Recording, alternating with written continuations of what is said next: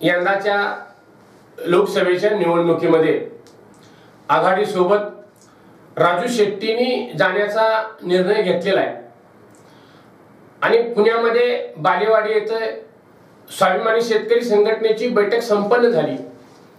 त्यामध्ये राजू शेट्टींनी आघाडीला अल्टिमेट दिलेला आहे की जर तुम्ही आम्हाला काही आमच्या ज्या हक्काच्या जागा आहेत त्या जर सोडत नसाल तर आम्ही निश्चितपणाने स्वतंत्र लढू।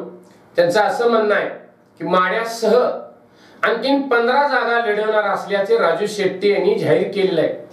त्यामुळे आघाडी सोबत राजू शेट्टी राहतील का नाही यावर शंका उपस्थित होत आहे। राजू शेट्टी यांनी बुलढाणा वर्धा न दिल्यास आज उमेदवारी यादी आम्ही जाहीर करू आणि लोकसभेच्या बुलढाणा आणि वर्धा जागा स्वाभिमानी पक्षाला मिळाल्या पाहिजेत या मागणीवर आम्ही ठाम असून आघाडीने निर्णय न दिल्यास माढा बारामती मतदारसंघासह 15 जागेवर उमेदवारांची घोषणा 1-2 दिवसांमध्ये करण्यात येईल असा इशारा स्वाभिमानी पक्षाचे अध्यक्ष खासदार राजू शेट्टी यांनी पत्रकार परिषदेमध्ये दिलेला आहे।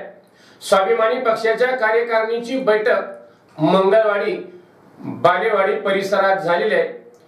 स्वाभिमानीचे प्रदेशाध्यक्ष रवींद्र तुपकर, माणिकराव कदम, राजाभाऊ ढवाण, घनश्याम चौधरी यावेळी उपस्थित होते।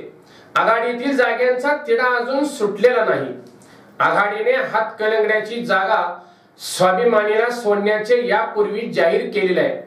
मात्र या जागेवर स्वाभिमानीचे अध्यक्ष राजू शेट्टी गेली 10 वर्षे प्रतिनिधित्व करीत आहेत। माढा मतदारसंघामध्ये भाजपकडे उमेदवार नाही। माढा मतदारसंघामध्ये विरोधी वातावरण आहे म्हणून राष्ट्रवादीचे अध्यक्ष शरद पवार यांनी माघार घेतल्याची वाटत आहे।